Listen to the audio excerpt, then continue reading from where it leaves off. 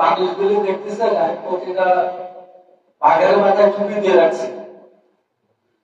আলহামদুলিল্লাহ আমাদের সম্মানিত ইমাম সাহেব কামাল ভাই কত সময় যে কথাগুলি বললেন সবই তো দাদা হুজুর রহমতুল্লাহ আলাইহি পবিত্র জবানের কথা, লিখিত কথা, কোরআন শরীফ হাদিস শরীফের আলোকে। এখানে আমরা যারা আছি সবাই দাদা হুজুর সেই একই কথা আছে, বাঘের মধ্যে তুলে রাখছি। সবাই একজন মুহাদ্দিস, সবাই একজন মুফতি, সবাই একজন মুফাসসির। আর হুজুর একটু আমার দিকে ভালো নজর দিয়ে রাখেন, তো এই কারণে অনেক কথা বলে গেলেন। ন্যাক দৃষ্টি রাখতেন আপনার দিকে। জি আব্বা রমজান মাসে খিলগাতে একটা কথা বলছে যে যারা জুতোই সেলাই কাজ করে, জুতো সেলাই করে, একটা ভদ্রলোক হেঁটে গেলে পারা ওই লোকটা কোথায় তাকায়? পায়ের দিকে তাকায়। আর তারা মাথার চুল কাটে বলিবার এরা একটা হেঁটে গেলে তারা কোথায় তাকায়? মাথার দিকে তাকায়। কর্ম একজনের কর্ম হচ্ছে সে জুতো সেলাই করে, সে তাকায় পায়ের দিকে। আর একজনের কর্ম সে মাথার চুল কাটে, সে তাকায় মাথার দিকে। দৃষ্টিভঙ্গি শুধু ভিন্ন, একটা নিচে একটা উপরে। তখন আব্বা বললেন আমরা যারা পিরিগিরি করি আমরা মানুষের দিকে তাকাই, কয়টা জায়গায় তাকাই? আল্লাহর ওলিরা তিনটে জায়গায় তাকায়। কয় জায়গায়? তিন জায়গায়। এই যে কিছুক্ষণ আগে যে আমাদের সম্মানিত ইমাম সাহেব বললেন কপাল থেকে নাক বরাবর দৃষ্টি, আর জিকিরটা বেলায় কোথায়? বলবে। আব্বা বললেন যে আমরা যারা পিরিগিরি করি আমরা একটা মানুষের তিনটে জায়গায় তাকাই। কয় জায়গায়? তিন জায়গায়। এক নম্বরে তার চোখ, দুই নম্বরে এই কপাল থেকে এই দুই চোখের মাঝখানে যে জায়গাটা, আর তিন নম্বর হচ্ছে কলব। আমরা একটা মানুষের তিনটে জায়গায় দেখি, তখন বুঝতে পারি তার হিসেব জিজ্ঞাসা। এই কারণে দেখেন এইটা আমাদের সবকের হিসেবটা যে কপাল থেকে নাক বরাবর দৃষ্টি আনবেন, চক্ষুটাকে বন্ধ করবেন, আর জিকিরটাকে কোথায় ফেলাবেন? কপাল থেকে নাক বরাবর দৃষ্টি আনবেন, চক্ষুটাকে বন্ধ করবেন, আর কপাল থেকে এই জিকিরটা কোথায় ফেলাবেন? কলবে। আব্বা কি বললেন যে আমরা একটা মানুষ দেখে মানুষকে কয় জায়গায় দেখি? তিন জায়গায়। তার কলব, তার দুই চোখ, আর দুই চোখের মাঝখানে। যাক, আল্লাহ রাব্বুল আলামিন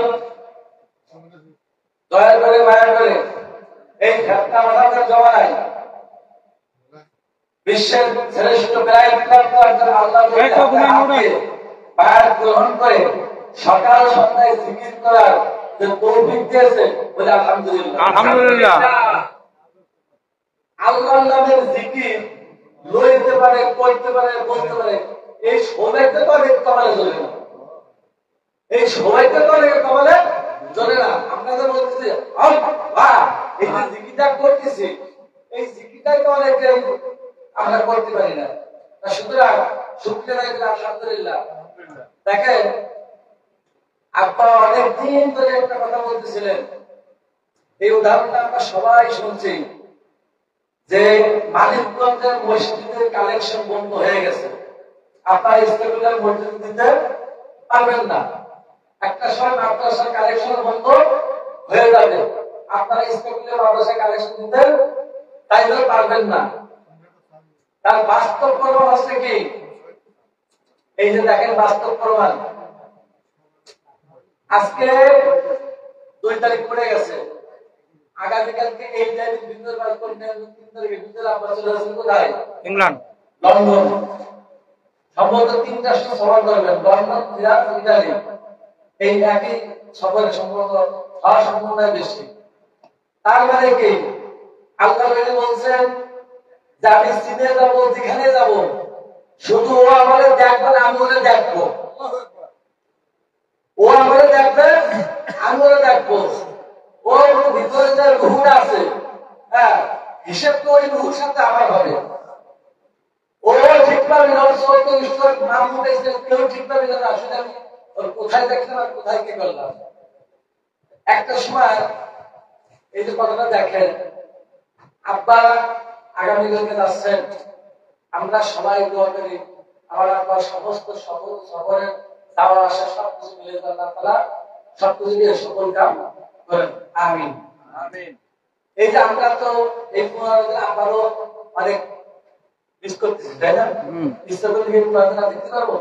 হয়তো আগামী শুক্রবারে অনেক লাইভ যাবে, আমরাও যাবো ইনশাআল্লাহ। গত শুক্রবারও দয়া করে নিয়েছিলেন, আগামীকাল করে যাবো ইনশাআল্লাহ। আস্তে আস্তে কিন্তু আব্বা কিন্তু আমাদের থেকে সফর করার জন্য দেশের বাইরে যাবে। এখন আমাদের কাজটা হচ্ছে কি, আব্বা থেকে কাজ মাঠে নামছেন, বারবার একই কথা বলতেছেন যে আপনারা মাঠে নামেন। আমার কিন্তু কাজ শুরু হয়ে গেছে, দেশ এবং বিদেশ, দেশ এবং বিদেশ। টার্গেট কয় কোটি? 5 কোটি। দাদা হুজুর কেবলা রাহমাতুল্লাহ আলাইহি বলে গেছেন, ওর আমলে কয় গুণ হবে? 10 গুণ। ওই সময় যদি 1 লাখ হয়, 10 গুণ দিয়ে 10 গুণ করলে হয় 10 কোটি। আপনার টার্গেট করেছেন কয় কোটি? 5 কোটি।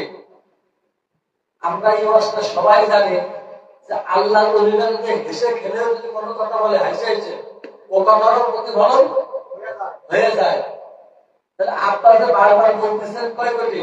5 কোটি হবে না? ইনশাআল্লাহ ইনশাআল্লাহ হবে। আর বয়স হায়াত দেশে কয় কতদিন? 3 থেকে 3.5 বছর। এটাও হবে ইনশাআল্লাহ, এটাও হবে ইনশাআল্লাহ। আল্লাহ যদি বলতেছেন এবং শুধু বলা নাই, আল্লাহ চাইছেন, আল্লাহর কাছে চাইছেন। দাদা হুজুর কেবলা রাহমাতুল্লাহ আলাইহি বলতেন যে আমি অনেক চোখের পানি ধরে এই আব্বার নাম ধরে বলতেন, তাদের এই দুনিয়া থেকে আল্লাহর কাছ থেকে চাই আছে। এবং সে দুনিয়াতে আসার পর নিয়ত করছেন যে ওরে আল্লাহর রাস্তায় ওয়াকফ করে দিলাম, ওর ইনকাম খাওয়া আমার জন্য হারাম। মিয়া সেই আল্লাহ যদি দোয়া করে আনছেন কারে? আব্বা হুজুরকে। আর সেই রূহ কাজ করতেছেন এখন দেশ বিদেশ সারা দেশে। টার্গেট কত? 5 কোটি। ইনশাআল্লাহ হয়ে যাবে। একটা কথা সেই শুরু থেকে বলতেছেন যে আপনার হাতে যদি ছুরি থাকে আর এই ছুরি যদি ধার থাকে, 20টা যে প্যান্টে যাবেন ওই ছুরিটা আপনি কাটতে পারবেন। তার মানে কি এই কলমে যদি তার হিসাব থাকে, যে প্যান্টে নিশ্চয় হচ্ছে ইহুদি, হচ্ছে খ্রিস্টান, হচ্ছে বৌদ্ধ, হচ্ছে হিন্দু, আপনার খেলতে দেখবে আমার যাবো। এই কারণে হুজুর কেবলা রাহমাতুল্লাহ বলেন, দেখলে তারে দেখার মতো, সাধনা কি লাগতো এত, ভাবলে তারে ভাবার মতো ভাবনা রইত না। আর আমরা দেখিও না, আমিও দেখি না, আমি তো দেখি না, এখানে আমাদের কোনো দেখাই হয় না।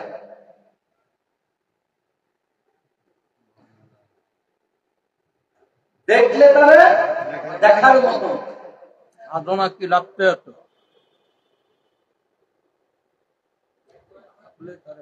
যাই হোক, ছোট মানুষ এনে মাঝে মাঝে আসার সম্মান নিয়ে গত প্রোগ্রামটা আমি এই ডিউটি করতেছিলাম রাত 2:30 পর্যন্ত, আর মোবাইলে দেখতেছিলাম মৌলানা রাকিবুল ইসলাম জিহাদি সাহেব, আমার ফরিদপুরের মানুষ, তার গজল, এস এম মাহমুদের গজল, সবকিছু মিলে প্রোগ্রামটা দেখতেছিলাম লাইভে। মাঝে মাঝে দেখি আপনাদের কাছে দোয়া চাই যেন প্রতি প্রোগ্রামে এখানে কিছু কিছু সময় মোটামুটি হলেও একটু অ্যাটেন্ড করে যেতে পারি, সব বুঝাই আপনার এই হুকুমটার সাথে যেন থাকতে পারি। আল্লাহ আমাদের সবাইকে তৌফিক দান করুন। আমিন।